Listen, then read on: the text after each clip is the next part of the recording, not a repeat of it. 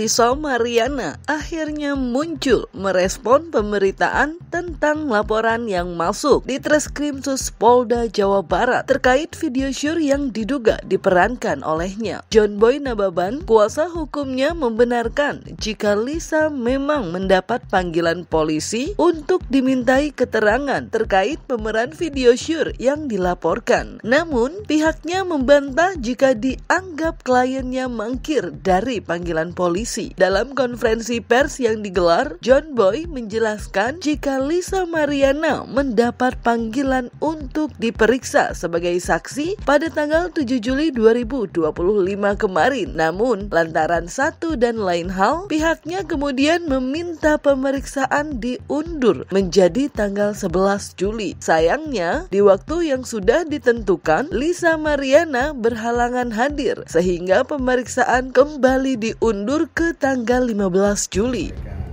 Menjawab selama ini berita simpang siur yang bahwa klien kami itu mangkir ataupun akan dijemput paksa, itu sangat tidak benar. Untuk panggilan itu baru sampai kalau panggilan pertama di Bandung masalah undang-undang ITE pornografi itu tanggal 7 Juni. Dan saya baru balas untuk suratnya tersebut pada hari Senin untuk diminta diundurkan tanggal 15. Kebetulan pas tanggal 15 tersebut saya memang berhalangan untuk hadir. Tapi saya hadir di Bandung supaya untuk dimundurkan kembali sehingga terjadilah tanggal 15. Kalau misalnya mangkir itu tidak ada sama sekali konfirmasi kepada penyidik di Jawa Barat. Surat pertama yang hadir itu diantar jam 3 subuh kepada klien kami.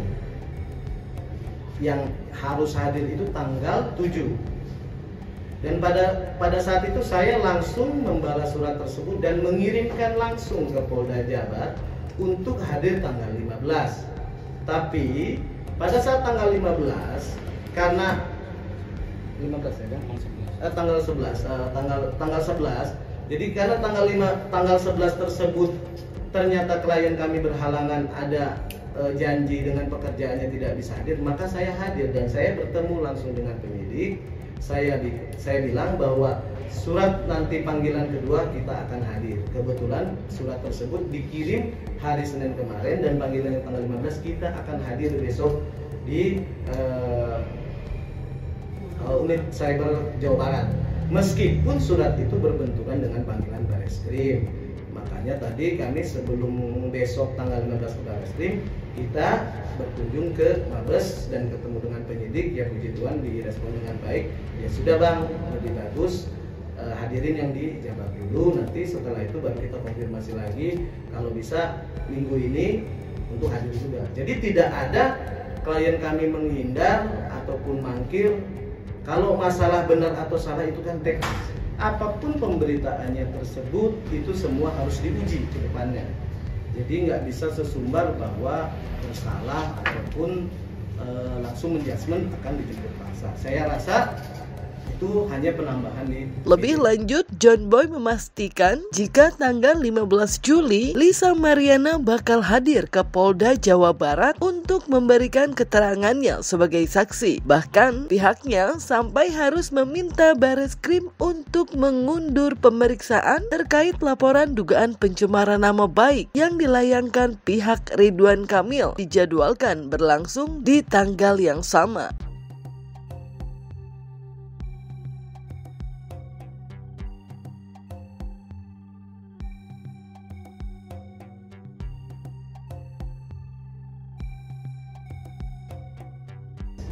Jadi kalau ada berita bahwa kita mangkir klien kami ataupun layarnya menghilang, itu tidak benar sama sekali.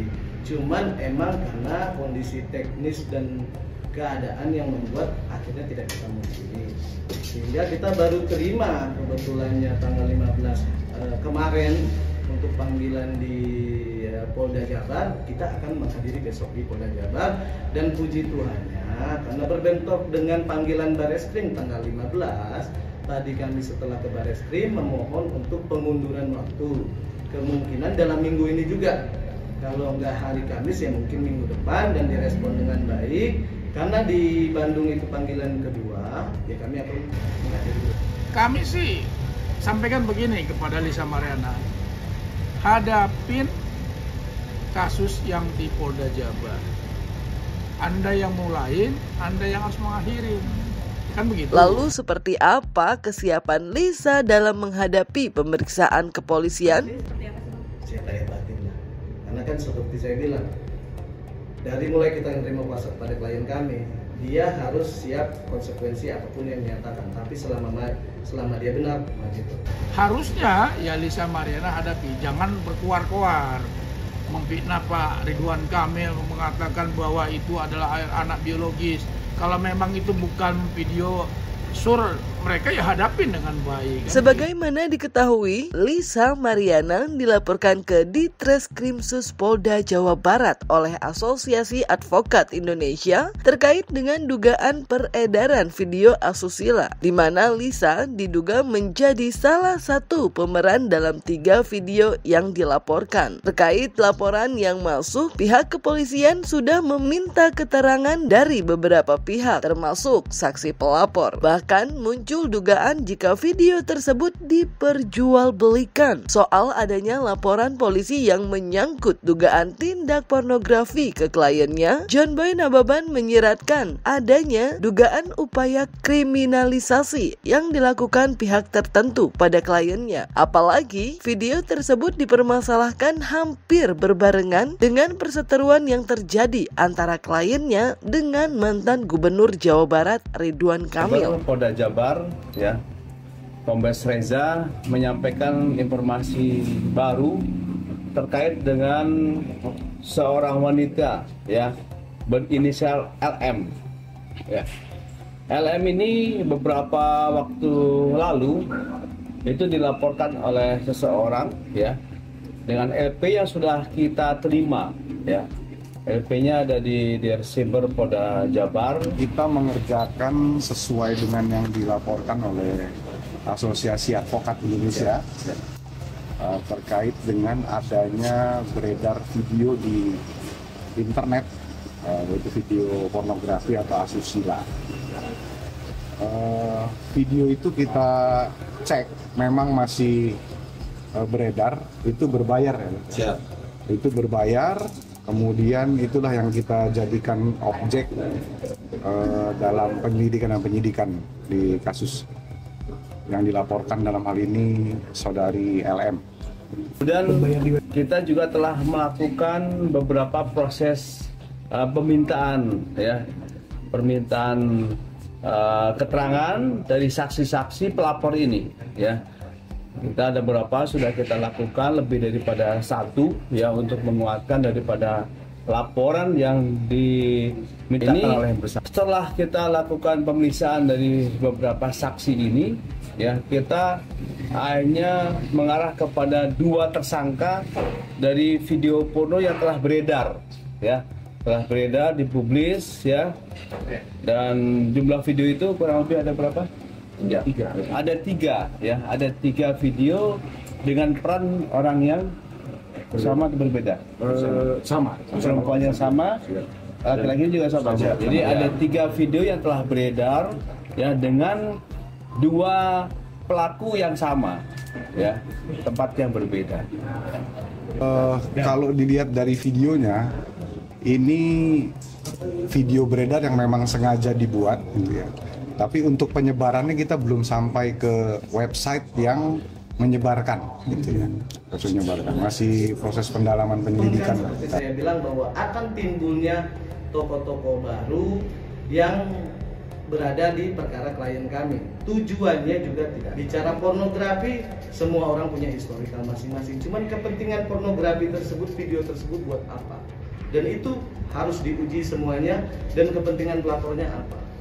Masyarakat mana yang dirugikan, masyarakat mana yang disebarkan. Itu aja sih dari saya. Semua itu harus diuji. Kalau berstatement siapapun bisa, tapi masih panjang. Kita harus di sini kan buat konsumsi yang namanya pribadi itu buat apa? Pertama. Kedua, siapa yang menyebarkan? Itu yang sebenarnya lebih fokus ke situ, dan tujuannya apa?